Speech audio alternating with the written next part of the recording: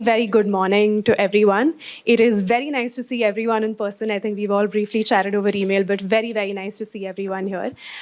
It is my absolute pleasure to welcome you to the T20 Side Event, the Green Investment Dialogue Accelerating India's Cleantech Ecosystem and Opportunities from India's G20 Presidency. The event is hosted by ORF and Theia Ventures in collaboration with the MacArthur Foundation. So, just to set the agenda for the day, and before Priya and Suranjali take over, as we know that India's ambitious climate commitments for 2030 and a net zero target for 2070 will herald a period of accelerated decarbonization and low carbon economic growth. And of course, this transition will be felt globally with countries changing their business as usual approach, and they will be meeting their respective climate commitments.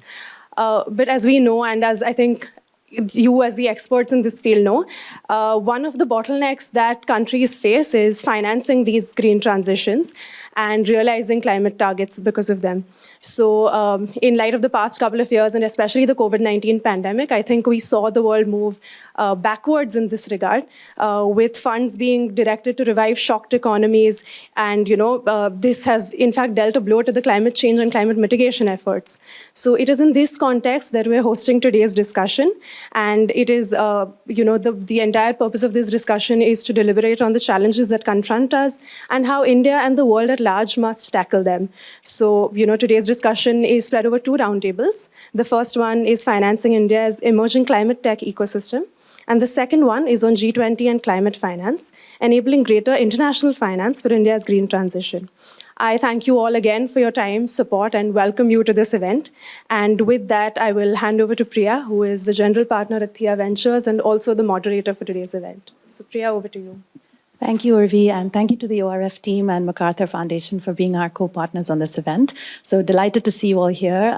As Urvi mentioned, I'm a partner at Theia Ventures. We're a climate tech early stage venture fund focused on investing in the pre-seed and seed stages of companies across the subsectors within climate. And it's really great to see all of you here. I think mix of startups and investors, and many of you we've already met before. What we'll be doing today is having, as Urvi mentioned, about an hour and a half until about 12:45 or so, discussing various themes on the climate tech ecosystem, financing, and various different points around the venture funding piece. So broad topics will include how has the venture funding ecosystem evolved over the past few years, where are some of the risks and mitigations that are perceived by incoming investors, how have some of these technologies scaled up. Secondly, we'll be talking about the policies that have been instigated, the national hydrogen policy, the battery swapping policy, and various other new ones that the Honorable FM has announced on the green agenda over the last few days. And then we'll be talking about different forms of capital. So other than equity capital, what is available for startups? We'd love to hear experiences from companies who have taken sort of capital from sort of philanthropic organizations or debt capital, project finance, working capital, etc. And then finally, we'll be looking at the broader G20 agenda, India's role in the G20, and what kind of natural attributes do we have as a country to accelerate the climate and the net zero transition. I would love to call on a few keynote speakers for today to sort of introduce their views on this theme. The first is Professor Suranjali Tandon, who is the co-chair of the Think20 India Task Force. So over to you, Suranjali. Would love to have your perspectives on this topic. Thank you, Urvi, and thank you, Priya. I think you already sort of set the stage in terms of what needs to be spoken of in this particular roundtable. But just to put it in very, very clear terms, there are high-level targets that we see in terms of net zero. There are conversations around regulatory frameworks that we talk about on measuring risk, on driving capital. But I think in any conversation, it's always what are we funding and how much money is required and who's going to fund it. And I think it's important in this particular gathering to understand which sectors or what kinds of technology is going to be key for this net zero transition, particularly for India, and what kinds of capital can match these demands, because at the moment it seems very disparate. I think that in a sense will set the context within T20 and G20 on what needs to be done on the policy side to encourage this, and to identify the resource gap, which is the underlying conversation in G20 to say, international capital needs to be mobilized. So with that, I think we can open it up for discussion. And Priya, over to you. Thank you. Thank you so much, Professor Tandon. So we'd like to call on a few early stage investors who have been in this space for a very long time, looking at many of these technologies and analyzing some of the risks as well. So I'd first like to call on Mr. Dhanpal Javeri from Everstone Group to share with us, what he sees as the opportunities in this space, what excites him about investing in climate, and maybe a little introduction on Everstone Group as well, if possible. Thank you. Thank you, Priya, and very good morning to all of you. I'm Dhanpal. I'm part of the Everstone Group. We are a private capital investor. We've been now investing in India for the last 15 years, close to about $7 billion of capital that we've put to work ourselves. And if you look at the total impact, it's been over 20 billion. We essentially, I would say over the last 5 years, had set up a climate impact investment startup called Eversource Capital. It's a partnership with a leading global renewables company called Lightsource. And our focus was really to essentially catalyze capital into the climate space. For us, we are being a, I would say, economic and a commercial animal. We were very focused on creating an investment strategy which was largely driven with commercial outcomes. But at the same time, we realized that what we were doing in the climate space also had the opportunity to create massive positive impact. If you look at the issue at large, we are possibly, I would say, facing the greatest challenge, innovation challenge that humankind has faced, where we have to halve carbon emissions by 2030, in the next 10 years at best, and we have to get to net zero by 2050. And that is, even today, slightly in doubt in terms of whether it will actually do enough to mitigate the change we're seeing today globally. Therefore, I believe there are 4 C's which become extremely important as stakeholders to make this impact happen. The first, as we have seen, is the country and the government representing the country. India has taken a leadership position, and we have seen some phenomenal I would say pioneering work being done by the Indian government to drive positive climate impact. COP26, we know what they've done in terms of very clear, bold announcements having been made. Policy and regulatory action to back those bold announcements. And we continue to see that even in the budget yesterday. I don't know whether you picked it up in terms of all the initiatives around green hydrogen and biogas, etc., that has been done. Second is companies. Companies as, I would say, key stakeholders in this entire, having created a lot of this climate challenges, now really taking on challenges to become net zero. And we are seeing companies drive massive amount of, I would say, adoption and change within their own business models, partly driven by regulatory action, but more importantly, driven by a need to be sustainable going forward. And I think the word profit has now been attached to sustainable profit. The third is around, I would say, the citizen, right? And I believe those are, in fact, it starts with the fact that we raise all our capital globally, and the contributors to the capital that we raise are really individuals like ourselves, to pension funds and all kinds of funds, endowments, etc., who eventually then corral that capital into businesses like ourselves, right? And we are seeing increasingly the questions being asked as to whether or not that capital is doing good on a broader impact and a sustainability perspective, and more specifically on the climate agenda.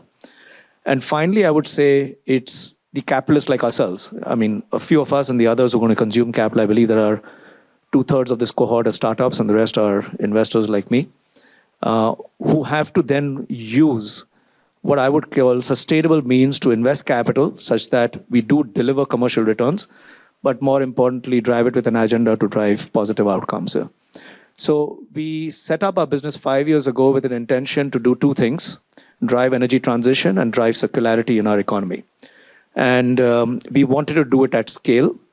We ended up raising India's largest climate fund. It's about $750 million. And we believe that that capital will catalyze over $5 billion of debt and equity capital into our portfolio, through partnerships and through the investments that we make in various businesses and assets that we create. I would say also, given this cohort, I'm possibly the most unlikely speaker over here because I'm not a techie, nor am I a VC. But what we end up doing is actually set up businesses at scale. So we intend to, and what we've done over the last 5 years is actually build 7 businesses, 2 in renewable energy, 2 in electric mobility, 1 in the environmental services space, 1 in water, and 1 in climate finance. And each of these businesses, we are committing and we've invested between $50 to $150 million of equity capital.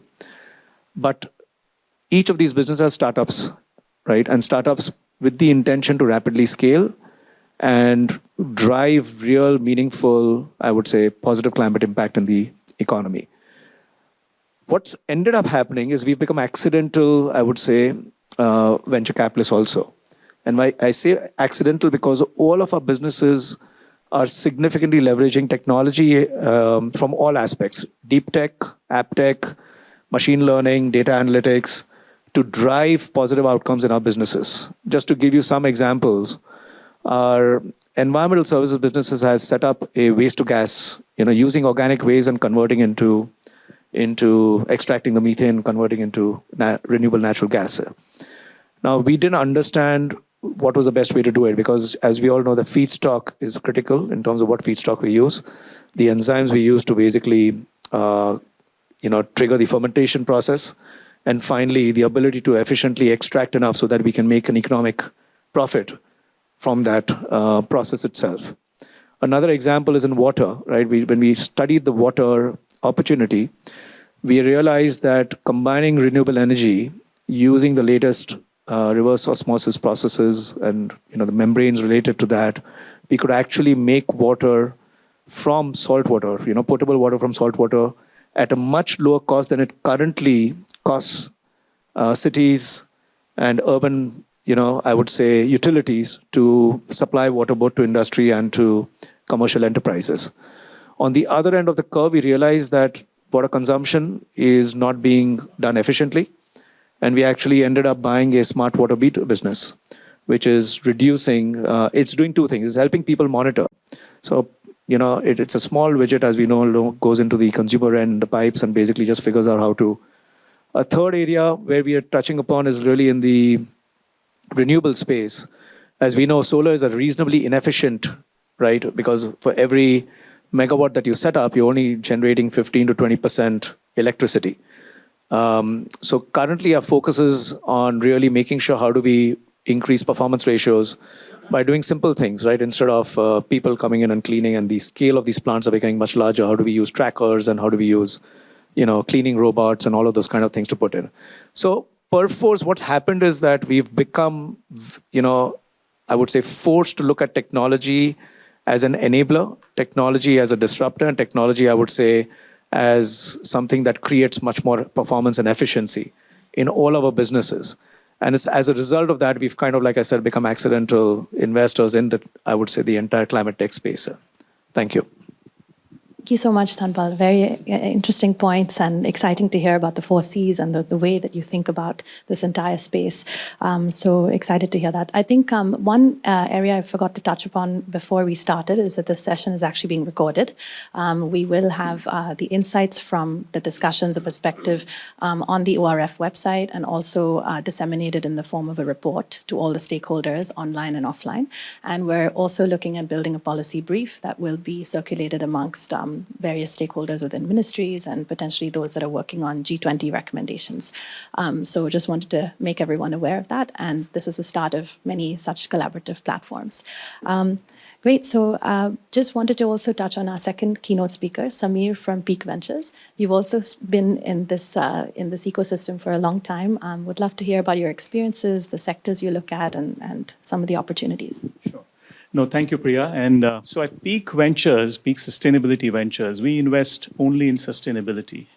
So we invest at what is a pre-Series A, Series B level.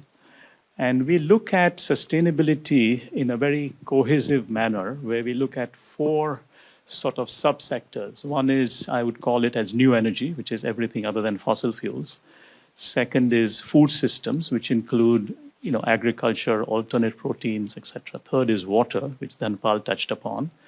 And the fourth is climate, where we talk about biodiversity, we talk about plastics, and we talk about alternate materials and areas in this space.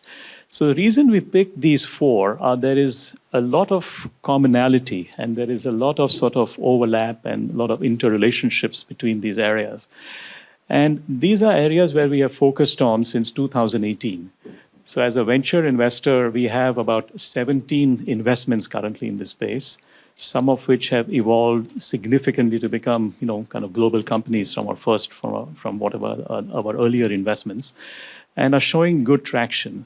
So what I see, just to touch upon what Priya said, and I won't repeat the comment Dhanpal made, I share all of the comments they made about the growth in the sector, is that, I see that from a capital standpoint, we have seen basically, I would say not sufficient capital currently available to support the ventures. I think we are seeing a tremendous level of, new entrepreneurs, many of you are in the room and many others, evolving in the climate space. And I ask myself the question that we are committed. We don't need to be convinced that this is a space to be in, and this will create not only unicorns, but it will create opportunities where commercial returns are possible. And when I say commercial returns, I always use the word risk-adjusted returns, because depending on where you invest in the life cycle of the company, the returns are different. I mean, we invest at Series A level, as you mentioned, it's pre-Series A, that the risk and return parameters are different. And when you invest in projects, that's like a project-based return, which is, obviously different. But capital is needed, across that spectrum. I mean, last week I was at an event by IPCC where the discussion was on private capital. I said, look, private capital is, I wouldn't call it the missing piece, but it is the piece that needs to be further accelerated. I think the government, society, and private sector all need to come together. This is not one or the other. It's like, as Dhanpal mentioned, we are all in it together, and we all kind of need to come up together to solve problems that are there. I see energy as one providing a higher level of opportunities in this space as a broad parameter, and that can be, renewables. So the way we think about renewables is, since Dhanpal mentioned solar, I mean, we would invest in companies which are in the tech space. We would not invest in projects because that's not our mandate. But we had a very early investment in a company called Vari Energies, where I sit on the board for 7 years. We've gone from a company which is, I would call, late Series A company to today having a $3 billion order book. I see that plant of 7 gigawatts, which is the largest facility outside of China. So it tells me, look, we have been associated with companies that have done well. One of our very early investments was in a company called Wabag, which has today become globally the top 5 water companies in the world. And last week, spending 4 hours with the CEO to say, look, how are we driving India's change in Namami Gange, doing $1 billion worth of projects? So capital is needed at that level, but we are also in water, supporting a company that is called Indra Water, doing recycling of water at an SME level. And this is like, again, a concept of circularity, concept of, I think the net zero, by the way, we talk about it in terms of energy, but that needs to be applied to water and also all other forms of natural capital. I mean, there's no reason to support this net zero as only, to not have a discussion on the broader aspects of, natural capital. And this race to net zero, I mean, I'm reminded of how IFC looks at this to say, look, the principle should be avoid, mitigate, and recompensate.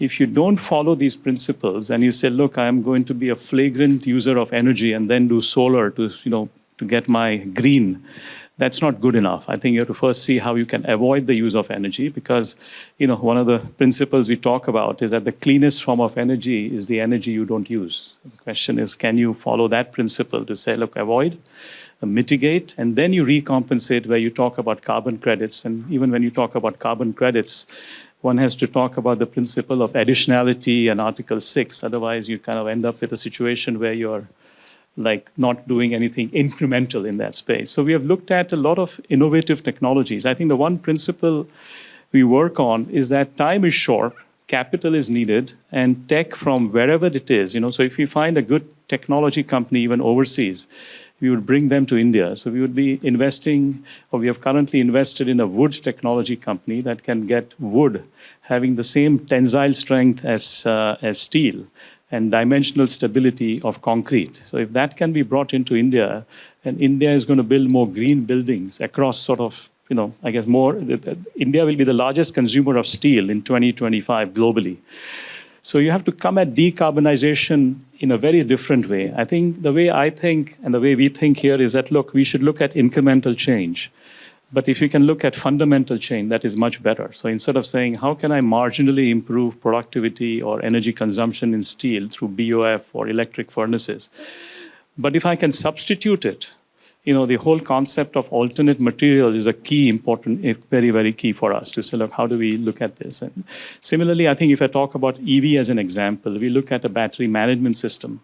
And, one of the companies in our portfolio called Ion Energies is the first company getting investment from Amazon Climate Fund and showing an exit to a listed company for $40 million. So I think, one of the questions, Priya asked at the beginning, as to what will drive more capital. I think one is more successes from people in the room like yourselves to demonstrate that this is a space where, it is not just talk, but there are commercial returns available. So I think more exits, more successes need to be shown. I mean, we are convinced, so we don't need to be convinced, but there are the larger pools of capital that need perhaps a little more conviction, and that can only come with time. I think today there is capital available for fintech, capital available for consumers, but I think if you talk about climate, it is still being viewed as something that is perhaps not as mainstream. And I think the myth that we as investors and we as entrepreneurs in the room need to break is that, look, this is a business risk if you ignore it, and a business opportunity if you embrace it. And that's, I think, the principle I would want to sort of end my point with, to say, look, this is a sector and this is an area we see tremendous growth in, so we are kind of fully in it. I think some people in the room we're already in conversations with. And we look at a number of these companies, and this will only accelerate in the years to come. Thank you so much, Samir, and fantastic to hear about your optimism in the space. And I wanted to touch on one point that you made about not sufficient capital, to fund all of these different technologies. And at this point, we'd love to call on two great entrepreneurs in the audience who've been working on their solutions for, almost a decade. So first, I'd like to call on Arjun from Smart Joules. Thanks. Thanks, Priya. So I'm Arjun. I'm the founder of Smart Joules. I've been working in energy efficiency since 2008. First, as a researcher in the Lawrence Berkeley National Lab. Second, and then that time as a researcher, I was working on the policy that we have now in India called Perform, Achieve, and Trade. That policy is one of the leading policies in the world for energy efficiency, forcing 500-odd factories with specific energy reduction targets. One of the top policies in the world, not very effective in the Indian context because of implementation and some gaps, but a good policy nevertheless. So my second association with energy efficiency was as an employee of a large Indian conglomerate called JP Group. There I was in charge of driving energy savings across the group companies like cement, fertilizer, hotels, hospitals, etc. And and my third avatar is now as a solution provider. So I've seen this problem of energy efficiency from multiple angles. And I feel like it's an area where there is huge impact potential, extremely profitable, so profit-making opportunity, extremely technically interesting because it combines all the areas of engineering together, and also an area where there's a leadership vacuum. A lot of companies have tried to work on energy efficiency, but the efforts have been very piecemeal and not scaled up. So, I think I'll add to Dhanpal's 4 C's, and I'll add a 5th C to that, and I think that is collaboration. And I'll take 2 specific examples and stories and try to explain how collaboration can make a huge difference, taking companies in the energy efficiency space. So we work on heating, cooling, and compressed air. These are 3 utilities that are there in every building and factory, and there's at least 30% wastage in every building and factory in these utilities. So why do things not happen and don't scale? So I'll take the example of heating first. So we've all heard of heat pumps, right? Brilliant technology, very, very simple. It's got the potential to scale like LEDs, right? But it's not happened. So I'll tell you the example or the story of heat pumps here. There's a professor in IIT Chennai who's been working on good heat pumps for 7 years. He's deployed about 100 of these heat pumps in different factories. He's built a particular technology, a particular type of heat pump, which is really good for one application.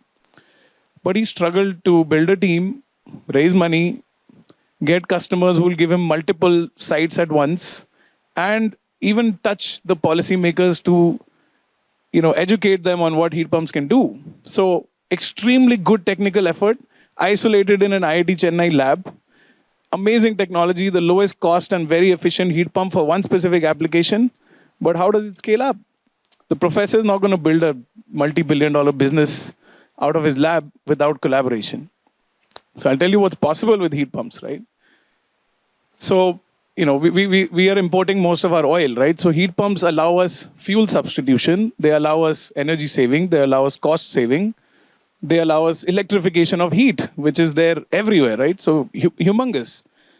Very, very natural partner for that kind of an innovation is a utility company, right? A utility company wants to be sustainable, wants to sell more electricity, and that too to the highest paying bracket, which is commercial and industrial.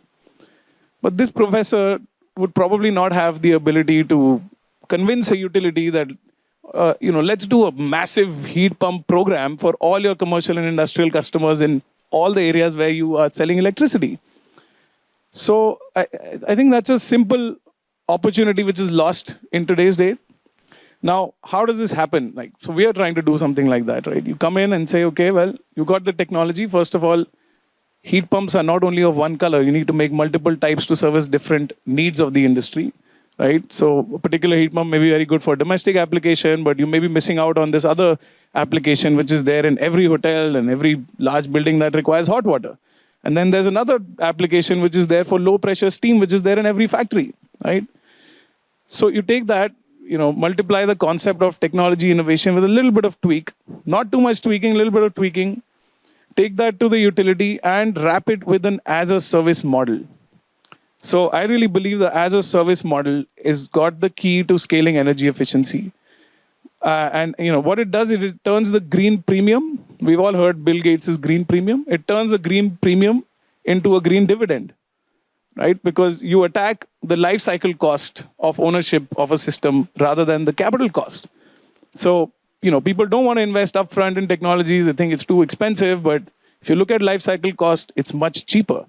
So, in this simple example of heat pumps, there's an opportunity to take a technology that is struggling in one lab, which will never going to scale up, wrap it with an as-a-service model, collaborate with utilities, scale it up, and really do some massive damage to the electrifying heating and reducing costs and improving sustainability.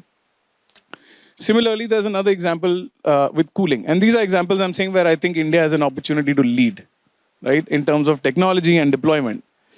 The other area that I'm really keen on and working on is cooling. I think most of us would know that right now India has 420 gigawatts worth of installed capacity, and the IEA, International Energy Agency, says that India will add 800 gigawatts, that's 2 Indias, worth of additional power demand only for cooling by 2050.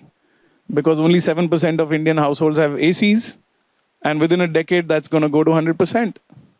Because some houses will have more than one AC. So massive, massive cooling load is coming into the power sector, and there are huge opportunities there for India to lead. There's 2 specific areas that I feel are really promising. One is structure cooling and radiant cooling. Okay, so very simple concept. Water is a much better carrier of heat than air, 200 odd times better. So what we do right now, how do we cool our buildings? We pump cold air everywhere, and that consumes a lot of energy. So if we were to drain the heat out of the building, that would be super efficient. Now, this is not a new concept. It's been there. We were doing it 200 years ago for all our historical buildings. Some of the modern buildings like Infosys, they have done it multiple times across their buildings, but it's a technology that is not really widely adopted. Why? Because it costs a little bit more upfront, and people don't want to take the risk of whether it's going to work or not. So if you take those 2 things out of the equation, and you say, well, what do you want? You want comfort? I'll guarantee you comfort, and if I don't meet it, penalize me, right? So if you take the risk out of the equation, and you say, I will invest the extra capex or the entire capex, and you pay me for cooling, then that technology automatically becomes really, really interesting for all customers to adopt. And similarly with cooling, there's another one called evaporative cooling. Again, the concept is to use water in cooling. And there's a lot of companies in India that have been doing it. And I think, again, with as-a-service models and collaboration, that area can really, really scale up. So just few thoughts over here. I think as-a-service models, and I think IoT has an important role to play because ultimately you want to give consistent performance over time. Just designing a system and putting the technology and system in place is not enough because in energy it's consumed every minute. So if you forget about it and you don't really optimize and control the system and you don't know what's happening, it's not going to work. So I think as a service models, digital technologies, and collaboration across the chain from innovators to entrepreneurs to utilities, I think that's got the key to scaling energy efficiency. And I know a lot of people in this room are also thinking about it, and we'd love to collaborate. Thank you. Thank you, Arjun. And I think you, sort of explained some really interesting points about the technology piece, underwriting that technology risk, and the upfront capex cost, which many investors are thinking about as they're entering this space. So I'd just like to call on the final keynote speaker, who is Pankaj from Log9, just to share a few of your comments and thoughts as you've been growing your company over the last almost a decade, thinking about some of the challenges or opportunities that are evolving in this space. The access to funding, the access to kind of, knowledgeable partners and collaborations, as Arjun mentioned. How have you sort of found that journey? I think there are more astute speakers on the financing piece here, but I'd love to talk about tech.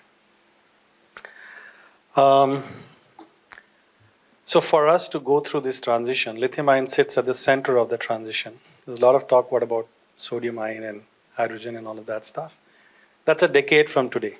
So let's talk about immediate. What I have on the table is a pretty mature lithium-ion kit that has been over the block for the last 30 years.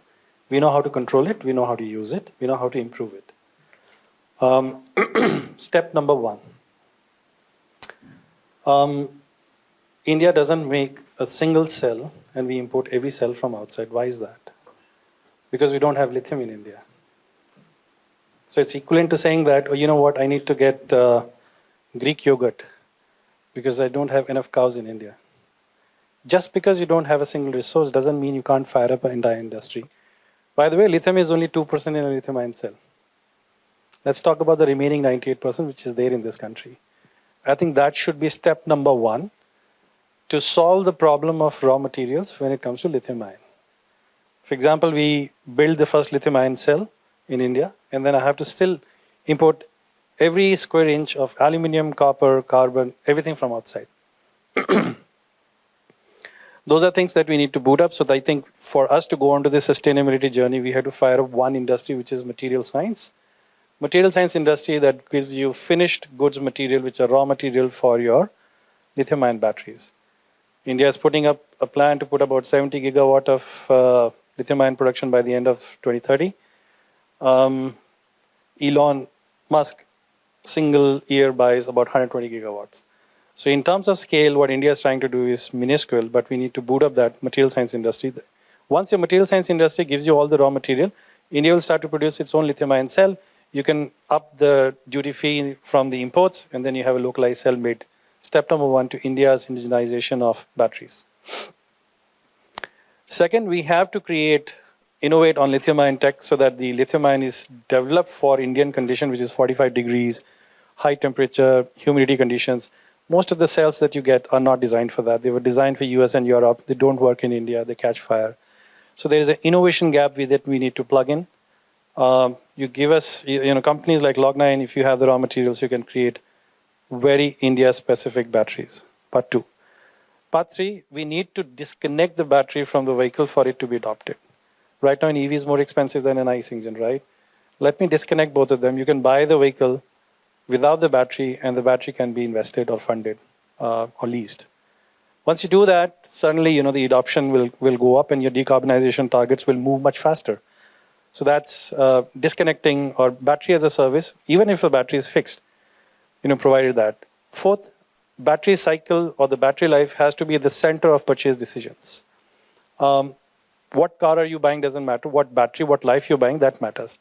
So if India starts to roll out a policy framework where you have batteries which are longer life, that means once you touch Mother Earth and you get the lithium out and the cobalt and everything else, It's going to pay the dividend over a longer period of time. Customers can stay with the technology longer. What they invest will be reaped over next 8 to 10 years. One single vehicle, every kilometer it runs, it reduces 49% of carbon dioxide. Fourth, we have to fire up our recycling, but in a different way. We don't have to recycle to get the raw materials out. We have to do recycling at the cathode level. When I digest my lithium-ion cell, I don't want metals. Metals are cheaper in open market than what I recycle. I need the way the materials were coated inside. That's called direct cathode recycling. We need to create funding mechanisms, government initiatives, labs to work on that. Fifth, we need to get redox fuel cells. We need to get aluminum air fuel cells. We need alternate to hydrogen while hydrogen gets stabilized. So that's going to be a large step. And fifth, we need to create batteries that live as long as your solar and wind. You cannot have a solar plant that's designed for 20 to 25 years, but the batteries only last every 3 years, so you have to change it, and the cost of the entire project goes unviable. For that India's 500 gigawatts to be a reality, at least 150 gigawatt has to be through battery storage systems. Battery storage, which is long enough, batteries that can live for 20, 25 years. If you fix these 5 pillars, I think we are pretty much in control of at least hitting the first target, which is our 2030 targets. Great, thank you so much, Pankaj. A lot of interesting thoughts to stem the conversation. So I'd like to open it up now to all the participants. Yes, go ahead, Samir. No, I just wanted to respond to a point that Arjun made. So last week I was at IIT Chennai and I met with Professor Satya, who leads this effort on the combustion.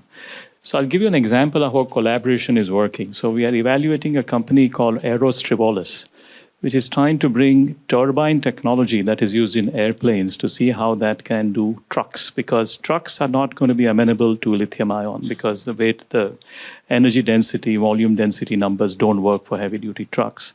But also sitting on the investment committee at CIIE, which is the Center of Innovation, Incubation and Entrepreneurship, we evaluated at least 3 companies and funded 3 companies which IIT Chennai or IIT Madras has supported entrepreneurs, where Professor Satya comes on board with a very small equity, but as a supporter.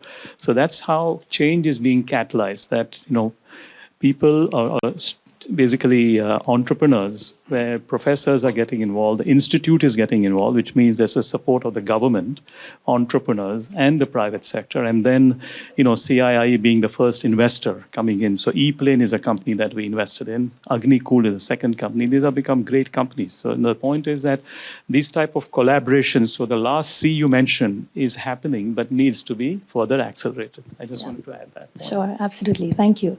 Would love to hear from other folks who haven't yet spoken. Anything that you would like to share on the funding ecosystem, the technology risk, any pieces around the venture ecosystem that needs to be further built up to support the climate tech entrepreneurs? Yeah, go ahead, Tejas. And please introduce yourself as well. Thank you. Okay. I'm Tejas, co-founder CEO at Off-Grid Energy Labs. We are a deep science company based in Noida today, started off from IIT Kanpur. We are building next generation of sustainable energy storage. So, and there are 4 things about off-grid that would actually set the context.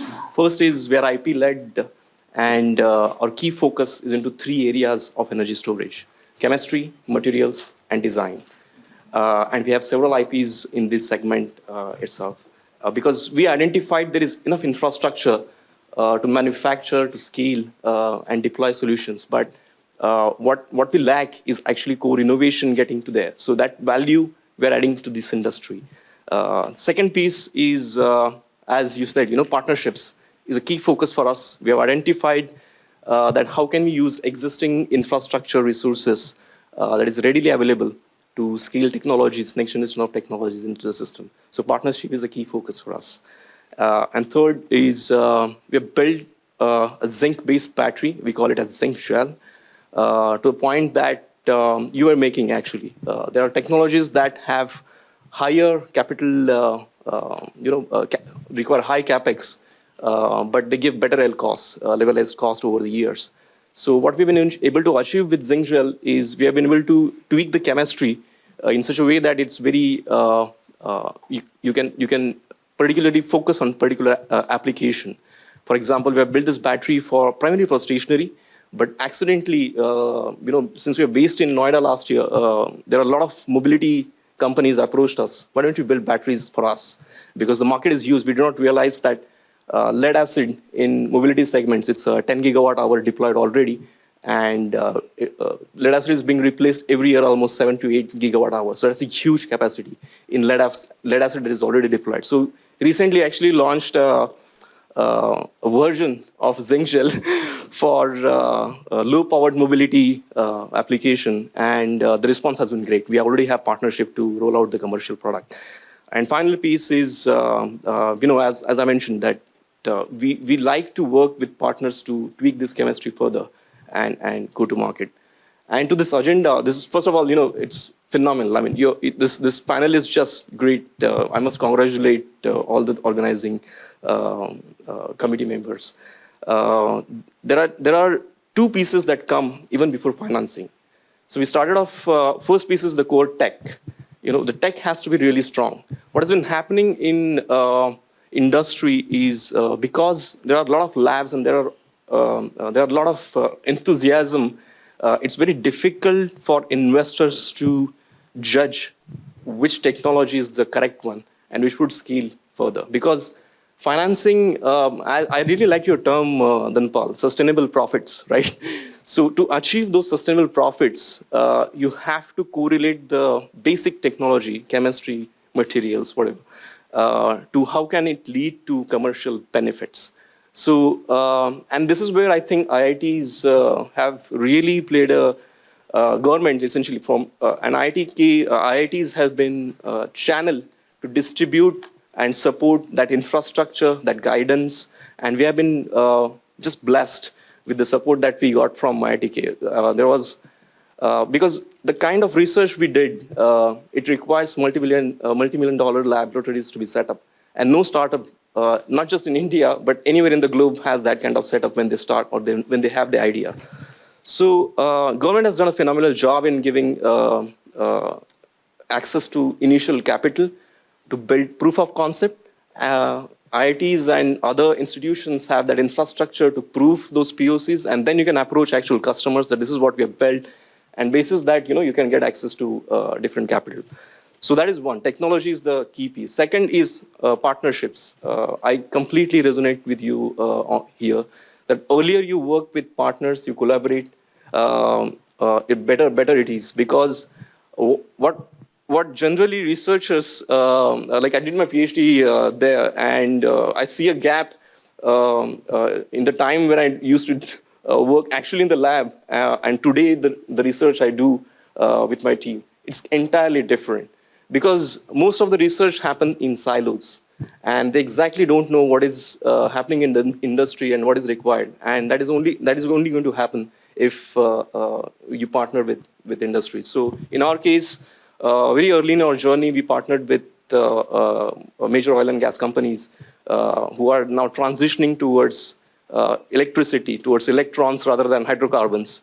So and one of them, like Shell, is one of our deep partners, investors, and the response has been phenomenal. I mean, there are certain areas, the batteries that we built earlier, 3 years back, versus the battery that is the version that is today, there's a significant difference. And that difference is only because the version that we built might not have access in the market, might not have the utility in the market. But today, the version that we have, it is already being deployed. We have commercial contracts with Shell, and because of them, few others. So partnership is a key area. And third piece is, of course, financing. I believe there is enough financing available today. And it's just that if you have these two pieces sorted out well, investors are more than willing to finance. It doesn't have to be climate focused. There are enough financial investors. If there is sustainable profit or just profit, it's more than enough. So yeah, it's a good time to be in climate space. Thank you, Tejas. Anyone would like to respond to Tejas? Yeah, go ahead, Simi. Tejas, I agree with you that enough funding is available. In fact, I first started working in climate before climate was a sector. And I think in the last 3 years, we've seen many new investors emerge, not just specialist climate funds, but also every investor is now a climate investor, be it a mainstream PE or be it a DFI. But I think there are nuances to what that means, because while there is enough capital available at certain parts of the ecosystem, there are gaps, right? At this point, if you are looking for seed capital, that's easily available. Once you scale to, I think, where Arjun, you guys have scaled to, I think capital is easily available, right? But we are still seeing in entrepreneurs struggling as they start to gain early traction. And they're still not ready for the $10, $20 million checks that large investors cut. So I think the first 500K is easy, but the 5 million rounds are still, or the 3 to 5 million rounds are still very difficult to raise. So I think that's the first point that we're still seeing. It's changing, but it's changing at too slow a speed.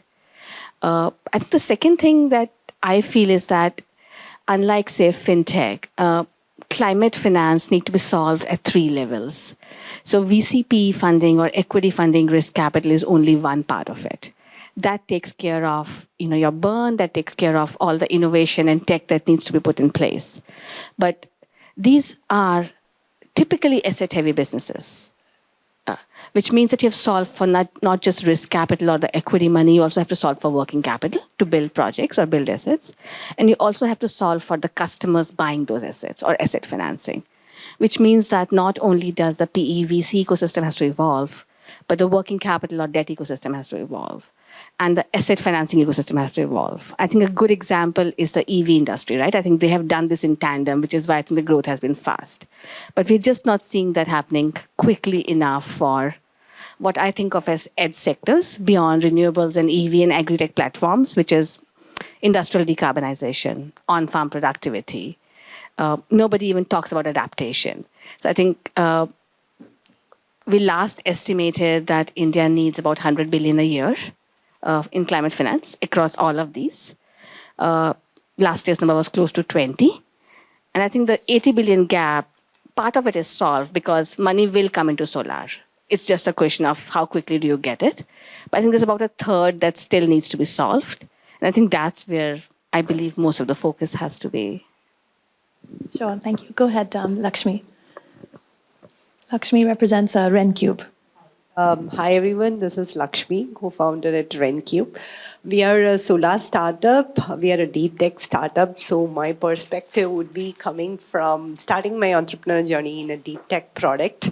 So we make a new type of panel, as Danpal pointed out, like, you have 1 megawatt farm. It's what it actually gives you is just a 15%. The rest is just lost. And today you have like trackers, and still in trackers in India really don't give what it promises, the net for the extra capital that you get. And we are also trying to solve this problem and see what can be done. Like anything and everything under the sun can be potentially converted into energy and meet our carbon neutral goals. But there is like still a lot of work that needs to be done to make the capturing of solar energy more efficient. So one aspect of it is going from the nanotechnology level at the solar cell. And the other thing that we at RenCube are doing is to make smart glass. How can you create geometry in glass to capture light? So I had a couple of points. One on the fact that, in my journey, what I've seen is coming with a deep tech product, and that is kind of disruptive and revolutionary to what you actually have in the market. Solar is today already a commodity, and India is doing like 5 gigawatt every year, and it's going to increase every year. So if you want to disrupt with a new thing, you need to do it in scale. You need to prove it to a point of maturity that it can be adopted by the utilities. Now, to start as an early stage entrepreneur, what actually is needed is like a lot of capital, as Simi pointed out. It's very capital intensive, even to demonstrate a POC. And like something I really and deeply love about, and I will make sure it happens in the next year, is like, today you have Government of India supporting in different types of grants startups. Your Nidhi Prayas grant or the smaller ticket size grants is not going to help build a disruptive product in climate tech. What we need is something like, I've already imagined in my mind that it will be called Cleantech Ignition Grant, so that we can ride this wave of clean tech in the next decade.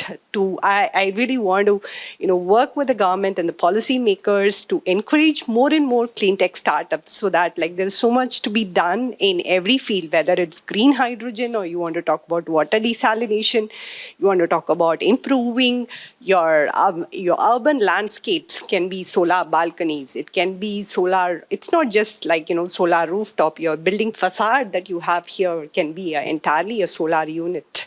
And all of this is an innovative product and a disruptive product and a huge market to capture. But we need more, the access for the early stage entrepreneurs to these funds. And it's not going to be coming, it's not right to say that, as entrepreneur, we should be approaching the angel or the VC community. The right way to start is the government should nurture these startups with just like biopharma is a deep tech and it's capital intensive. And today you see so many biopharma companies thriving. I attended this biotech events where there are amazing products coming up, and all of this are nurtured because the government is supporting this with, it's a small check size, but still it's good enough to demonstrate a product. So let's have something like that. That's my recommendation to the policymakers. And the other thing is a joint collaboration with the lab. If you see in the US, you have so many labs. You have photovoltaic labs, you have Berkeley lab, you have UCAL, where the test bed is given, where the complete resources are open to the startups, and in fact the VCs just come down to those labs and pick up their that's kind of their go-to network to get the next set of disruptive innovations. So we need to have something like that here in the IITs. IIT Bombay has great facility for a photovoltaic lab. I'm just giving the perspective from the solar from my experiences. So we can have more of these replicated in different centers across India. And so that we need more innovations in this field, because this is going to be the next wave that we are going to rule on. And so one from the academic research perspective, from the the test bed and the resource sharing knowledge, that the collaboration part that Arjun was pointing about, from startup and to university. And the other third part is the collaboration between the startup and the manufacturing sector, because if you talk about green hydrogen or you talk about desalination, these are all quite asset intensive things if you want to roll out in large scale. And so this needs very strong collaboration with the manufacturers, so that the manufacturers are also ready to willingly let their line and to for newer technologies to be adopted. Let's not just go to the West to pick out technologies and license it out.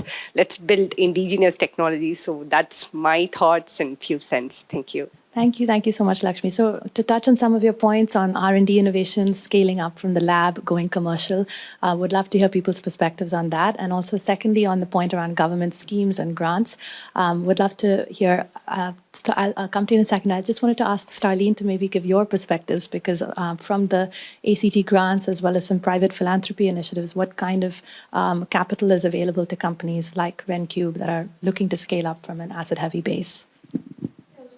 At Green Artha, we manage the Act for Environment Fund. We also manage some private capital. But we very fundamentally look at what are the financial innovations and white spaces that are needed to drive the market. And we start with the idea that, yes, there is a need for digitization for current assets to make incremental benefits, but very much like there was a need for hardware to drive the computer revolution and then the later IT revolution, there's a need to focus on foundational technologies as well. And so when we look at those foundational technologies and we look at work like that Arjun is doing and whatnot, we look at the issues that Simi mentioned in relation to asset finance, asset-intensive models, and the capital associated with that. We also really operate from the perspective that there's a fundamental need not just in the change for business models or as a service models, but a change in how we're looking at capital. Because the way that venture capital functions isn't generally geared towards those types of business models. As an industry, we aren't working closely enough with debt to make sure that we're building the right pathways for venture-funded models to achieve the debt that it's needed, whether that be on the asset and working capital side or the customer financing side. We're also not looking at what are the financial innovations that are needed at a wider scale, which includes things like adoption insurance, which you can see, for example, in places like agriculture and other markets. We need to strengthen what we're doing in securitization. There's a lot of assets, for example, in DRE, but we're not able to aggregate those assets and turn them into meaningful financial products because there's not clarity in the rules and regulations around securitization, which means there's a tremendous amount of capital that is being missed out on that can fund furtherization of these technologies into the market. When we look at what we're working on at Grants and what we're working on with some of the private capital we manage is really how do we bridge these types of gaps. And so with the venture philanthropy model, we look at working with innovators and really addressing areas where certain pieces of capital can be used to demonstrate technologies with industry partners. We work with industry to understand their needs and feed that information back to the innovators that we work with so that there's really meaningful opportunities to collaborate and build together. And we try to work with the different funders that would come into that startup's life cycle, whether on the equity or debt side, to make sure that the funding will be available over time. And as Green Artha, part of what we have done to facilitate that is we started a group called the Climate Capital Network. Many of the different firms that are participating here today are members of that network, but it's really an opportunity for climate capital allocators across equity, debt, and philanthropy to work together to understand the needs of not just their own portfolio, but the larger market and understand what that capital value chain looks like and work together to achieve it. It also makes very clear where there's gaps in the market, so people are better aware of where to plug in. But yes, I think that there's a tremendous need for the capital side of the equation to really look at and examine ourselves and not just always look at the entrepreneurs to innovate. You know, one last point, when we look at the broader economy, there are so many financial tools and instruments that we do not use in climate finance, but that would have tremendous value. And climate fundamentally touches every part of the economy. So it's really kind of a damn shame that we're not looking at and being more innovative in the tools that we're using. Thank you, Starlene. I think there was a question here, yes. I just introduced myself. So I wear multiple hats. So we are a family office called Spectrum Impact, which actually does equity, debt, and philanthropy all together. And it's proprietary capital at the end of the day. So it has some of its freedom. So I'm firstly glad that a lot of people in the room are sort of people who we have worked with in the past. So that's a good sign. And the second hat that we wear is I'm part of RT Industries, which is a large corporate company. So some of the things that was said about startups, and I think one important aspect that people miss out is the expertise element. Expertise of large corporates and the research and development expertise also needs to be democratized in a way that startups can be engaged directly. So we actually are actively doing that as a corporate, trying to work with companies for the research and development needs suited to our specific chemical field as such. Coming to the broader picture on knowing that our fund is not as large as maybe something like an Eversource, we believe that we have to play a role at an early stage, at a stage of a TRL3 or a TRL4. How do you bridge that stage to get it to a place where the bigger capital that can flow in? So that's a very important component that we look at. The one broader aspect as a fund or as a, again, fund is a very capitalistic view, we do philanthropy as well, is that we look at the atmosphere. Like one thing that we didn't discuss today as much so far is say agriculture. So now agriculture accounts for so much amount of emissions. So when we allocate our fund, we say where are the emissions coming from? So if you look at rice in India is a big emitter. So if you have that sort of picture in front of you, then we feel that you can start allocating your capital across the board, especially if you are looking at a complete climate landscape and not focused on a very particular element. And from the philanthropy side, I think one important aspect that we also look at, and it's important, is awareness. So something like this that is happening, but lot of people here know about climate change and what is there, but how do you get the word out to people who are not involved at all in climate change? So that's a very important element about awareness. That's an focus area that needs to be looked on. One maybe final point I'll make is the right matrix to focus on. And the use, I think Samir mentioned that energy is not free. I see a lot of the times people say that give me free renewable energy and I can do so and so. That's obvious. If you get free energy, you can do anything in the world. So the thing is, whenever you are looking at matrix, how we look at it is energy consumed. Like if you talk about hydrogen, I don't say $1. How many kilowatt hours are you using for producing 1 kg of hydrogen? That's the definition of the technological strength. If I give you at a levelized cost of electricity at say 1 cent, then obviously you can make it at $1. So the right matrix becomes quite important, and sometimes as an ecosystem, we need to develop those right matrix from which the startups can also be benchmarked on. We need to educate the startups to work on the right matrix. An example in cement sometimes also happens that if you just want to make your cement green, you can get all the steel slag in the world, but the steel slag is a limiting factor. So you may do it for yourself, but globally it doesn't matter because anyways it's used for the same community, a same purpose. So that's where also having a perspective of not only looking at yourself, but looking at the overall community does help. As a final thought, I'll invite all the startups to engage from a corporate point of view, that how we can work with, say, Smart Joule specifically, I'm saying, because we are a large corporate, heating and cooling is day in and day out, but others as well. If in terms of using our labs or facilities, we'll be more than happy to discuss. Great, thank you so much. Anyone else? Yes, go ahead, Madhur. So since Mirik mentioned about agriculture, probably I'll bring some context to that. So my name is Madhur Jain. I am one of the co-founders and CEO at Varaha.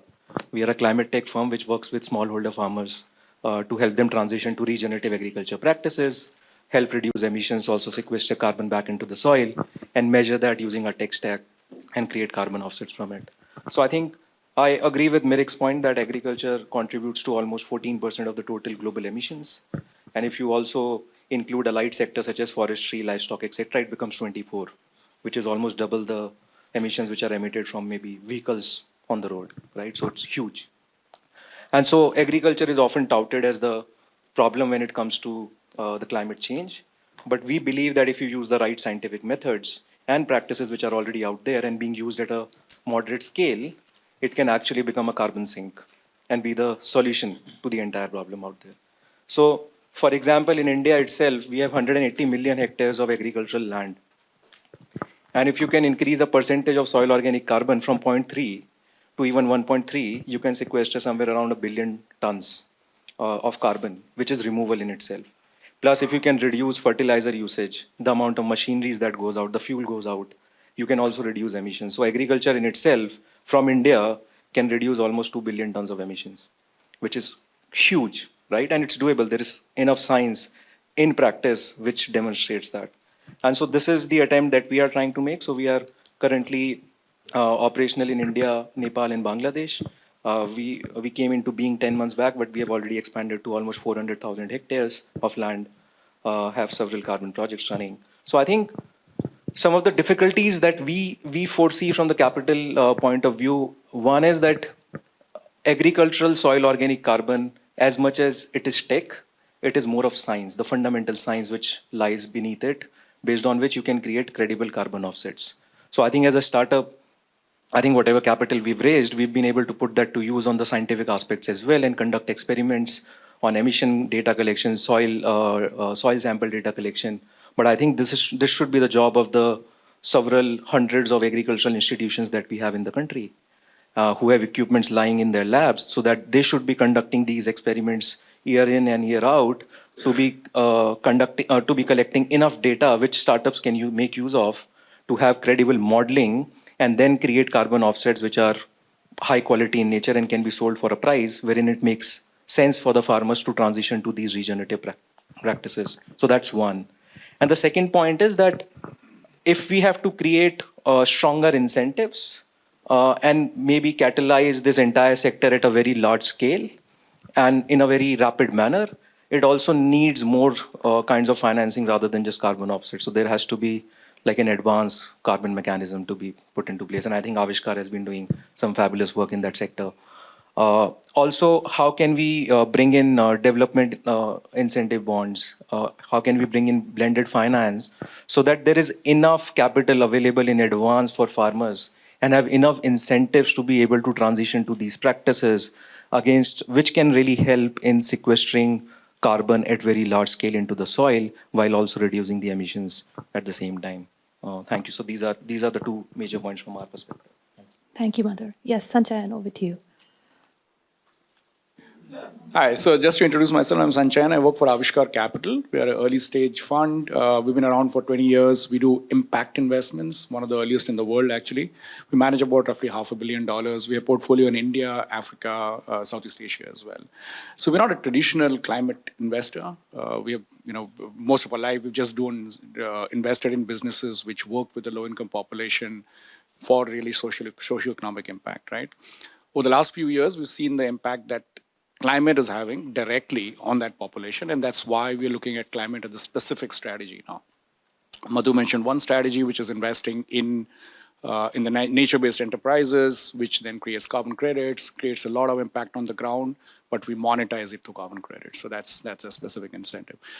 I just wanted to step back a little bit and maybe pick up on a lot of points. It's really a lot of learning here. And I think one of the points that Simi made, and I really agree with that, is there is actually capital available at the very, very early stage. There is capital available when it's scaled to a point where people like Eversource can come in, but there is a lot of lack of capital in between. And we happen to be one of the investors who actually fall in that bucket, right, where we invest in Series A, Series B. And I'll just try to give a perspective of how we see this. Firstly, before that, climate is very, very broad, right? I mean, I think a lot of the discussion around here is really deep tech and, technology improvements. There's a lot of other stuff that can be done in climate, adaptation, for example, resilience building, which is very traditional, companies that you can invest in. So we invest in businesses, we just help farmers do a lot of other things, which has climate benefits, but also socioeconomic benefits. We don't end up calling it climate finance, really. But I'm kind of leaving that aside, and I'm saying, look, for the kind of audience we have here, which is more technology development, how does a VC see it, and where are the challenges, right, for people like us, right? And I'm going to use some chemical reaction stuff to say, look, there's a supply, there's demand, you need a condition, you need the right condition, and you need some catalyst in that equation, right? So just from a demand perspective, from a supply perspective, I guess we are suppliers of capital, really, right?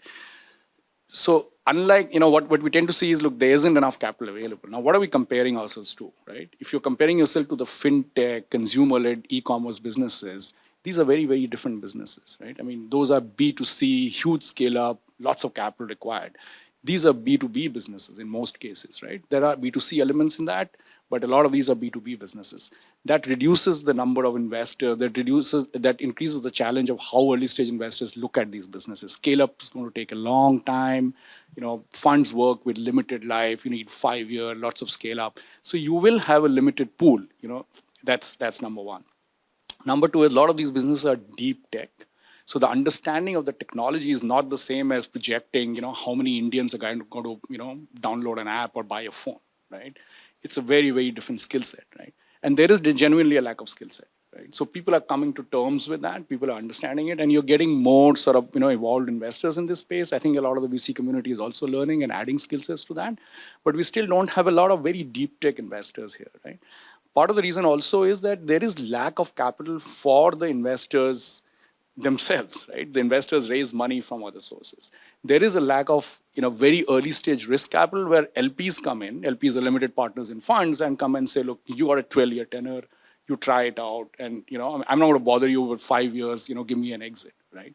So I think that needs to get done. And there, I'll have a few suggestions maybe for the government as enablers for, enablers for things like that to happen. What can we do as as a community, I think that's where, as a catalyst, we can evangelize a lot of this, right? So we heard IITs are doing great work. We've actually been in discussions with a number of sort of professors across different IITs.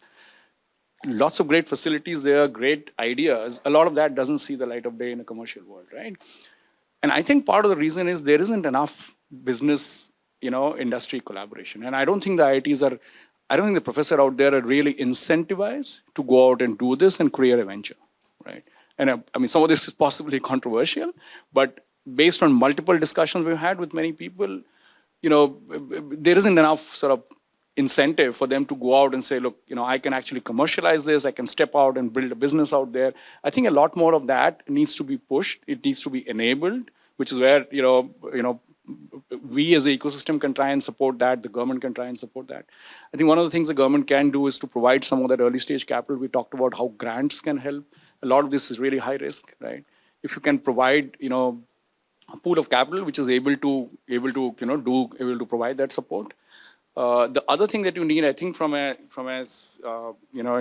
I say the conditions perspective, again, just recommendations to the government is policy push. Clearly, we are seeing a lot of, I think, that green concept push within the budget.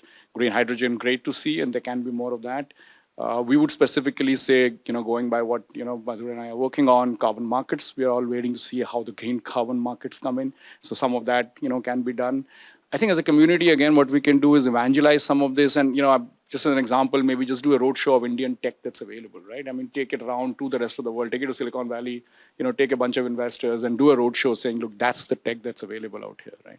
I think a lot of that needs to get done for this to come up to a stage where a much broader community of Series A, Series B investors really start taking a look. Today, a lot of the investors are really dipping their toes. They don't understand the space well enough. And as an investor, I can say that quite clearly. But there's a clear, definite intent to do this. I think, that marriage needs to happen. Thank you. Thank you so much, Sanjayan. So I think, Madhav, you had a point. I wanted to address that. Thank you. I'll come on. Okay, great. No, just, so I'm Madhav Pai. I'm the interim CEO at Doublora India right now. And so just wanted to say, I mean, we have been working on several of the policy initiatives, right? For example, we've been very closely supporting the new green hydrogen mission. We've been working very closely on the sort of bus aggregation effort that is going on. At the local level, we are working with Mumbai on the climate action plan, or with Surat on the.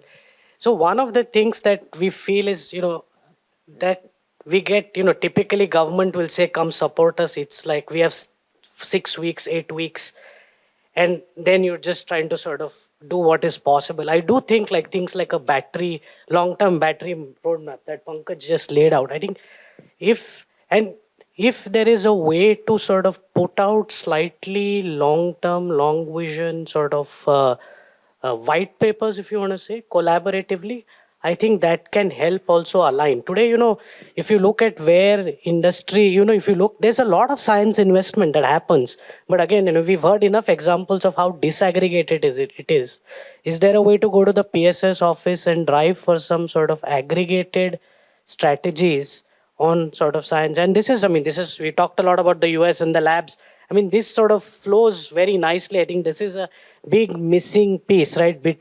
Especially for things like electrification, other things that falls across ministries, commerce, power. So I think that's where I think more sort of industry-led or sort of, whether a collaborative industry versus sort of think tank-led effort to go in. So I think that's one point I wanted to make, and how we can build and formalize some of this thing will be quite critical. But battery, for example, is clearly an opportunity that needs to be acted upon in the next 2. So that was sort of one point. The other thing is, we all talk about technology. I've been working on clean air for a long time, and today government is still open to adopt technology, but the acceleration in adoption of science, right? So, and unless, it's just like, and we heard somebody else also speak about, so I think a little bit of philanthropic capital also, but generally this push for accelerating science, because then the technology adoption actually is aligned. Because otherwise what's happening is, there are all of these sort of very sort of not clear pilots that get created, and then, we're not. So I think systematically pushing for accelerating adoption of science is quite critical. And I think how we do that is something we need to think again very much. Is like every time also government needs a STEM, they call an IIT, and then it just doesn't work. So I think there is needs some work on that. The the couple other points that I do want to make. I mean, we work a lot on barriers, really. I mean, which are non-tech, right? So and where we can try to bring people together. Whether it's Ashim, my colleague, we've been working on MSMEs to see if demand aggregation and other things can work. So how that sort of thing we love to do. So I think very happy to sort of continue to dialogue with a lot of you on.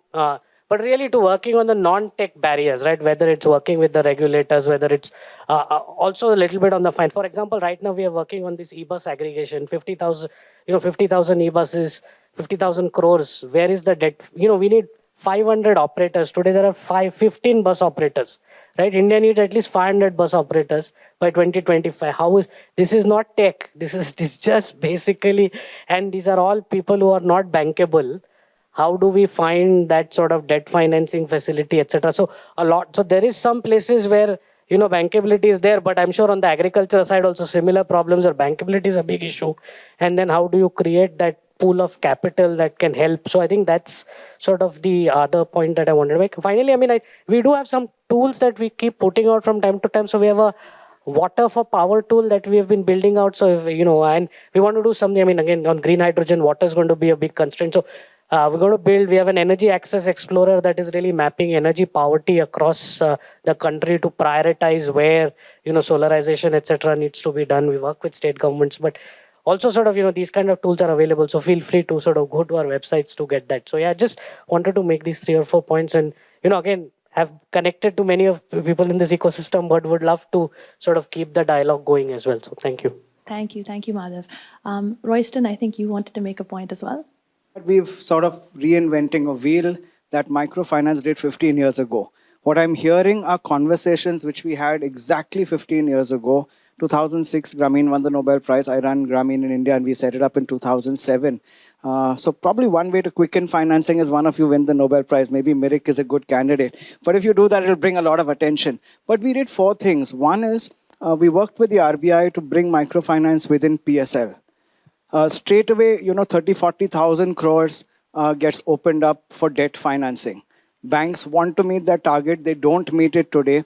There are sub-targets within that. And the moment you put microfinance within, weaker sections and put pressure on the banks to meet it, otherwise there is a negative incentive, they will come in. And the reason, because it's a T20 policy session, I think there are few small policy levers which have precedence.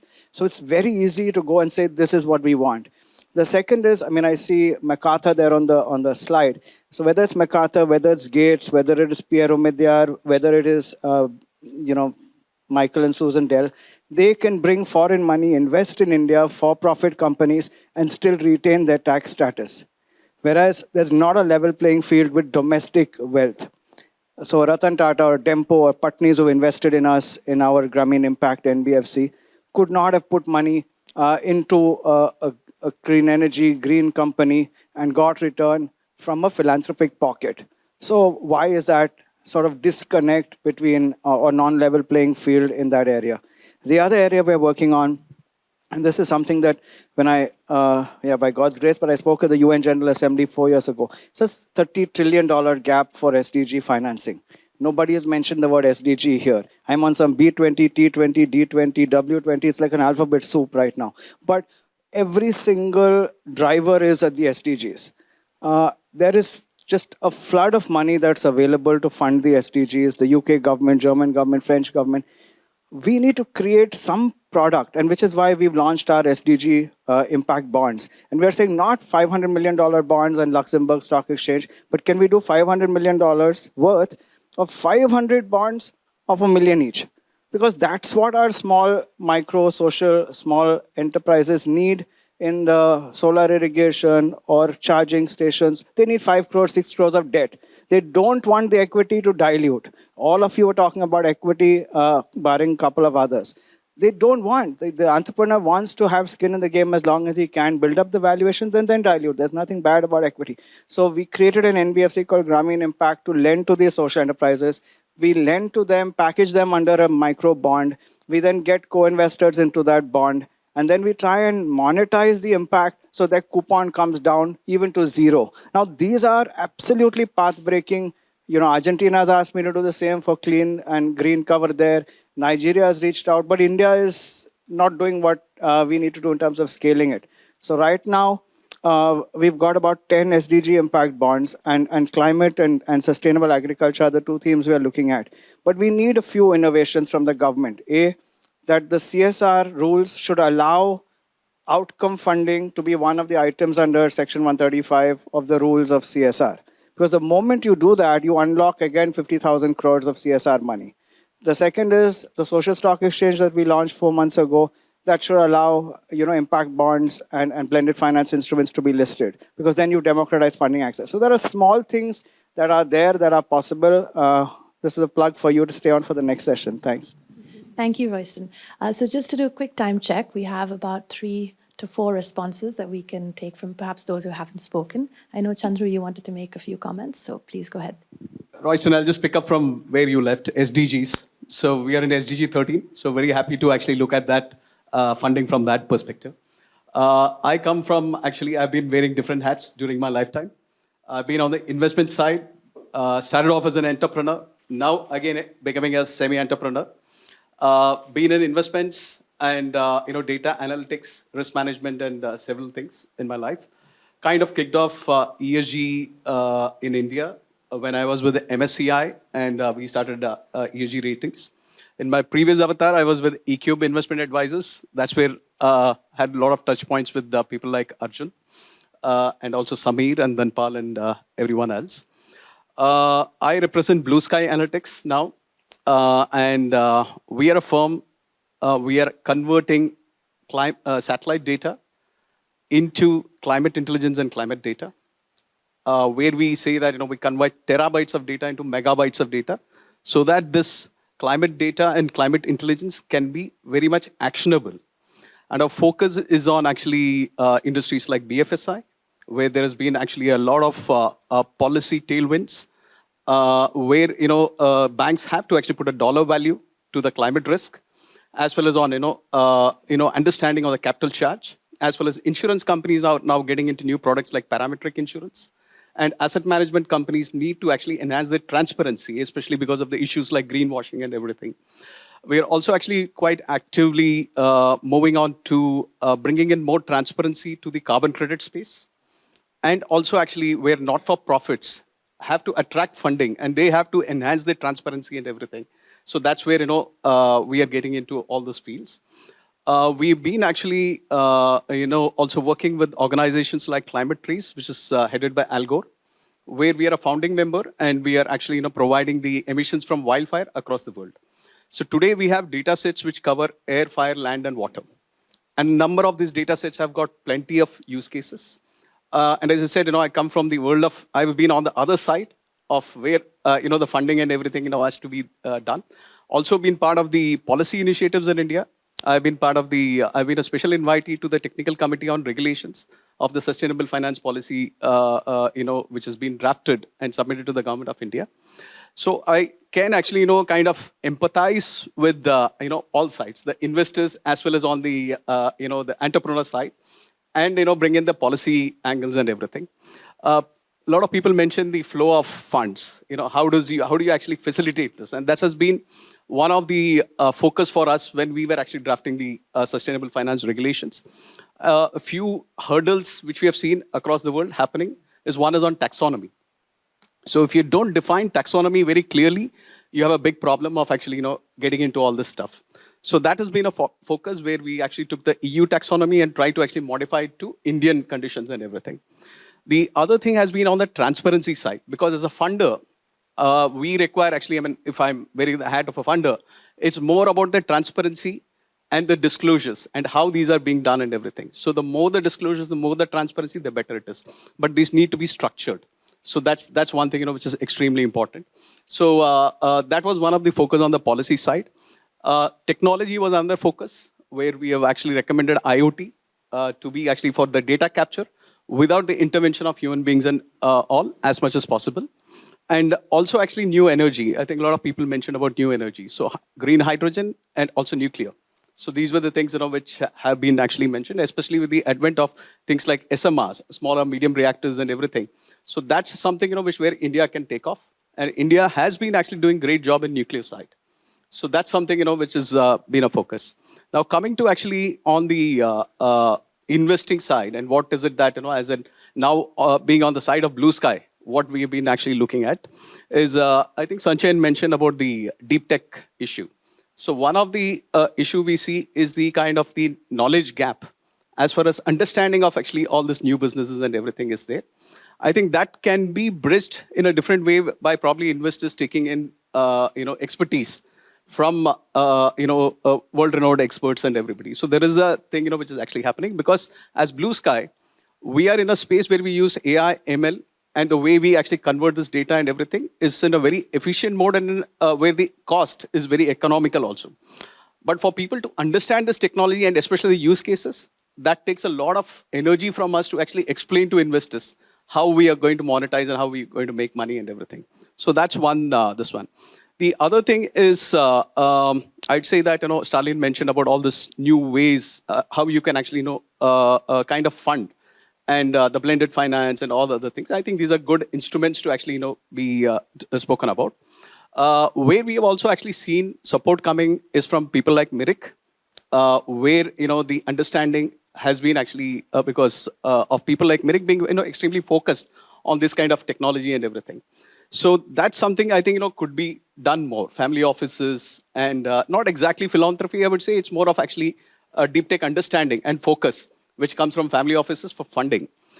The third thing is there is always this gap. See, as a startup, you're looking to actually, have this growth, but where you are not able to get the funding because of that thing that, at that particular stage. And Simi, you mentioned about that, getting funding at the initial stage is much easier. But that 3 to 5 million, exactly right, is the place, where actually most of the startups get stuck. So one thought there is that, can it be a staggered investment? Because, as an investor, again, wearing my hat as an investor, it's about what kind of risk do I take? When do I actually come in? So rather, I would suggest, rather than committing the entire money at one shot, can it be milestone-based, actually, staggered investments which comes in, so that the risk can be actually well balanced? So that's the other thought. Finally, on the government side, I would say that, tax breaks are important, especially for the investors as well as for the investing companies. It doesn't matter so much for the startups, because by the time you start making lots of profits, I think you're in a better stage to actually comply with the tax and everything and pay the taxes. But for the investors, and this happened in the recent budget, day before yesterday's budget, I believe there is an issue with actually where the investors get taxed in startups and everything. So that's something, which the government can look at. Thank you, Chandru. Great points that you've covered: taxonomy, taxation, transparency, all of those very well taken. I think we have time for about 3 more comments. I think, Trupti, you would like to say something? We are right now working, in addition to, IoT and AI and ML, developing something called as generative AI. And generative AI, has the potential to cut down on a lot of costs and make every sector, be it manufacturing, we spoke about material science, about chip design, about any kind of design, into cost-cutting measures, of course, and making it more climate friendly, making us realize our climate goals. Because what AI, particularly generative AI, has the potential to do, and what we are figuring out, is that generative AI basically will develop data sets which do not exist. In the present way we use AI is using existing databases that are there available from various manufacturers or sources of data. Generative AI is capable of generating data sets which do not depend on existing data, first of all, and they are capable of telling us what possibilities exist and what possibilities could come up, and thereby, bring in solutions accordingly, which are very specific to the particular industry, which are very specific to the requirements of that particular industry in various geographies, various demographies, and at whichever stage the company is at. So our work here basically is to provide or to make companies AI enabled so that they are able to do all these things. Where we are looking at, in terms of funding and everything, of course, everybody spoke about collaborations and, public-private partnerships. One thing, because generative AI is relatively a very, very new field and we have very few AI startups in India, what we would really want to invest in a lot of research, in a lot of education, because this is a field which requires a lot of expertise. We might have a lot of chat GPT and GitHub co-pilots and a lot of co-pilots, but unless you really have the domain knowledge, it's not really possible to, just uh, do anything. So this is one area where, these are 2, 3 points that I would like to put across towards for everybody. Thank you so much. Thank you, Tripti. I think we'll go to Lavanya and then Ankita. Oh, go ahead. Hi, everyone. Lovely to be in your presence. It has been a really wonderful discussion. So I'm the co-founder of Carbon Ledger. We do carbon accounting for manufacturing companies. And I think this will be like a round-off of all the discussions. So going from Samir to Dhanpal, when they said that why investments should be impact-oriented. And that's where we believe we need to bring in a language which is more climate-friendly. Of course, profits are a key, but we need to bring a language which is climate friendly. And that's why we say that in every discussions that we have, in any kind of initiatives that we're taking, we start talking of TCO2 equivalent. If you take an X initiative, how much of a difference can you make by that? And this also goes to show, even in the larger sense of finance, is because we work with a lot of manufacturing companies and, have been discussing with companies such as Aarti, so with Mirik. And what we see is that in companies such as say, chemical manufacturing, a lot of the emissions don't lie in your own organizational boundaries. They go beyond to your supply chains. And in your supply chains are SMEs where the financing of climate-friendly, of adoption of climate-friendly technologies is not all that easy. So how do we bring that kind of a change? And how do we incentivize SMEs in the supply chain to do that? And we believe that this can be done when finance is spoken about in terms of TCO2 equivalent. So when you say that you're going to give a green premium, which, as Arjun mentioned, would be in green dividends in the coming years, in terms of if you will be, if you reduce your raw materials carbon footprint to a certain extent, then I'd be able to pay you more. Then you can get involved with your supply chain more rather than just it being a more top-down stick approach, which disclosures generally come to be when they are set up like that. But also, echoing on what Chandru had to say is disclosures need to be standardized, which is what we believe when everyone starts talking in the same language, we can really go to a standardized place or a peak where all decision making comes down to not along with your dollar values, also your TCO2 equivalent. Yeah. So thank you once again. It has really been a lovely experience. Thank you, Ankita. So I'm Ankita from Billion Carbon. We work in biodegradable waste treatment.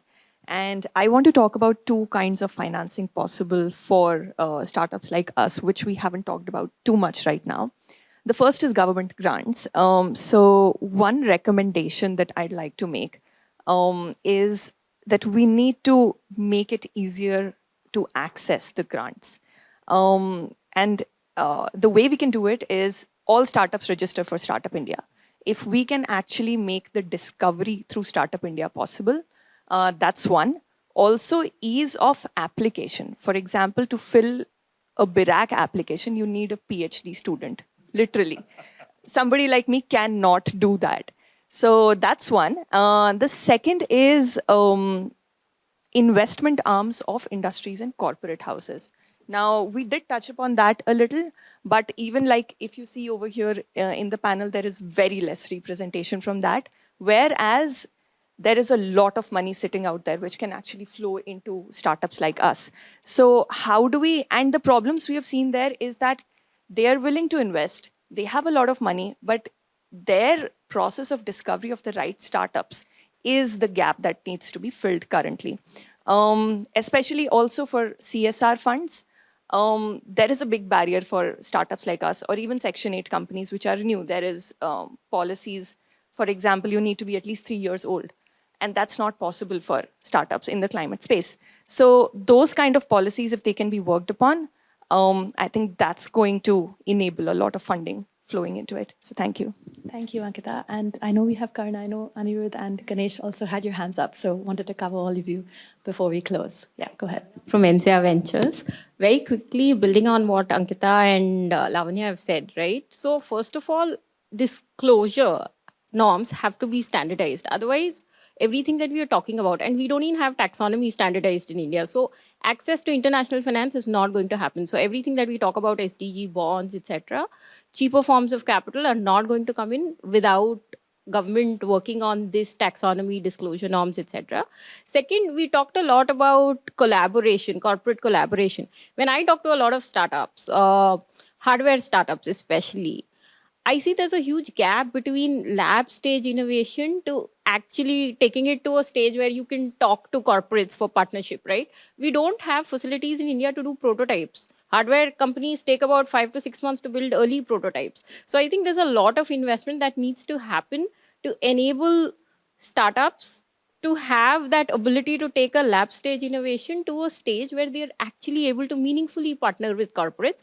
I see that as a gap across sectors. I also invest in healthcare. I see that there as well. Deep tech startups struggle to commercialize in India. Most of the startups, irrespective of what we say, IITs, IISc, UDCT, all of that are dying at lab stage. So I think there's a lot of work that needs to be done there. Third is, we've not talked about the customer and customer readiness, right? Whether it be the individual retail consumer or the corporate consumers. Unfortunately, the early adoption will have to come from some form of incentivization or disincentivization, whether it be subsidy, whether it be regulatory sticks, etc. Whether you look at renewable energy or even EVs, the early adoption has come from there. I think we will need government to push more to create that early adoption. Not that commercial adoption will not happen. We've already seen renewable energy go from government-supported adoption to now commercial large-scale adoption. We'll see that happen in other segments as well within environment, but that initial push will be needed, like alternate protein as a sector. I don't think anybody in India will pay a premium for alternate dairy, however green it is. So that early adoption, incentivization will need to happen from the government, I think. Yeah, very valid points. Thanks, Karina. Anirudh, you wanted to share some points. So I've been investing in the internet tech startup world for the last decade, both in India and the US, and now the last year or two, I've been working or spending time with some of you on the climate tech side, and I see a bunch of parallels there and also differences, right? And I'll point them out because I think I sense an impatience amongst the entrepreneurs here as well, amongst the climate tech entrepreneurs, which is very similar to the impatience I had seen in 2010, 2011 amongst internet tech entrepreneurs back then, who were complaining about very similar issues, right? To the point you were raising that you've seen something similar 15 years ago. And so I want to use some of those lessons, and Arpit is here, so I think Arpit, you'll have some of maybe similar insights, but I think 2 or 3 things happen in the internet world that happen very quickly then, which gives me hope for the climate tech space. One is, right now we're literally at that ecosystem building space where often people are working in silos, don't know each other, but everyone's interested, everyone doesn't really know where it'll go. All of those signs are basically of an ecosystem that's young. But as we saw in the internet tech ecosystem also, Arpit, you will say this, like remember the Head Start conversations and this and that, and suddenly in 5 years, things had changed completely between 2011 and 2016, right? So I think that gives me hope that I think we are in a similar spot here where a lot of things are aligning. And so despite the pessimism of being expressed by many, I think there's hope because now we're getting a lot of that talent together from various different perspectives, right? From family offices to international institutions to think tanks to obviously venture investors, PE investors. That's one thing I wanted to share. The second thing is I think the key takeaway for me, and Priya and I have discussed this a lot, is this R&D piece. And that's where the difference with the internet tech world also lies. While the internet tech world did require you to build apps and that required software engineering expertise, but that was relatively easier to come by. Here, the difference will be that unless we get that R&D piece right, which many of you have touched upon, right? Starting with you, Arjun, to like the labs and the foreign labs and the lack of industry lab connect, etc. You also mentioned Tejas. I think that's really if there was one piece that we have to solve for, I think in India, to make sure that this actually works, I think is that lab piece. If we can get that industry lab piece, also use professors and labs to vet technologies where investors, I think you raised that point, I think they just, or someone raised the point that investors actually don't know which technologies will work. Unlike apps where they could say, okay, fine, this many people eat and hence Zomato will have this many downloads. I think here, if we can use that academic lab expertise also for vetting of technologies for investors, and I think pieces like that around the R&D piece, I think that will be critical. So I'll stop there because I think everyone shared a lot of great points already. Just to add, one model that I've seen working great is there are certain grants, even government that disburses to professors. They have to be coupled with some commercial partners. So the application that goes to the funding agency, it could be DST, it could be any, etc. There is a mandate that there has to be a commercial partner with you. So if this model goes, spreads all across, that would certainly help. Because in that case, even if it is a smaller startup, they will have some access to early capital to build the product, prototype, POC. They will have access to infrastructure. And they will also have some mentorship guidance from professors, PhDs, and other. And startup will also benefit because in early stage, you can't have 10 PhDs working for you. Later stage you might, but in early stage that professor has that kind of a, and that's the major resource any deep science or deep tech company could have. So maybe that model I've seen working. So maybe that we could promote that model more. Yeah, absolutely. Thank you, Anil. The point that I want to drive is that, climate change mitigation is not catching up, right? So we have to think about adaptation. I heard Sanchai talk about adaptation and resilience, right? I come from water, so I would be probably a little biased. I say if climate change is shark, water is its teeth, right? We live in the same world that Emperor Ashoka to Akbar built the cities, but the availability of water has changed significantly because of change in temperature, the evapotranspiration level, hydrology has changed, right? So we don't get the same water. There's drought some places, flood some places, but distribution has changed. In this regard, if I just have to take about our water source today, right? We get water in Bangalore all the way from River Kaveri, right? And it is almost 150 kilometers. While we had thousands of lakes in the city, if you talk about Kormangla or Domlur or all those things are lakes.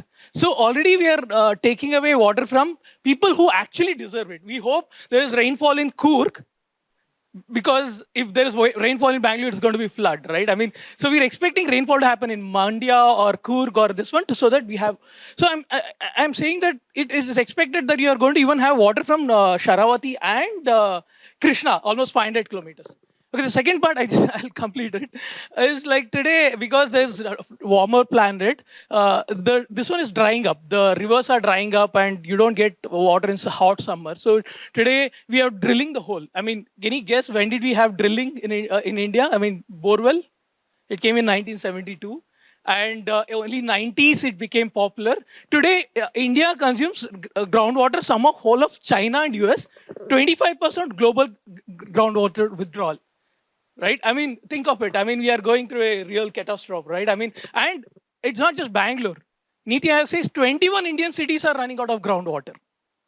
Where will this water if it is not there, right? So I'm saying that we have been thinking about from a very carbon tunnel vision. We are forgetting about the adaptation. And I think if we don't consider adaptation, I've just talked about only water in terms of adaptation. I'm sure there are various other aspects about adaptation, right? So I think we have to give equally important emphasis on that. If not, while the oil companies are making profit on profit, our adaptation strategy is not strong enough. Only the rich will be able to have access to water, right? And I just want to add, if this whole bottle had water and the total climate investment was to be this bottle, the sip of it is only that went into water. So I don't know if it is not very attractive to venture capital investors. We have to augment this capital through various other sources. If not, like if I have to say is like I read modern history, I saw colonialism and war because of land acquisition. My son, who's a 3-year-old, when he reads modern history, he will see how oil was a reason for war, like Iraq, Iran, Kuwait. And if hypothetically, if I have a granddaughter, she should not be reading the history which says violence and war because of water. And we can actually reverse it if we become water positive. Thank you, Ganesh. And on that note, I think it's an excellent time for us to conclude this discussion. Thank you to all the speakers. Please do join us for a networking lunch. We'll host all of you, next door outside, and we're also having a second roundtable in about an hour with a different set of participants. But you're more than welcome to stay for it. It's going to be discussing the G20 and climate finance and enabling larger cross-border international finance for India's green transition. So once again, thank you to everyone for joining us and your participation. Thank you.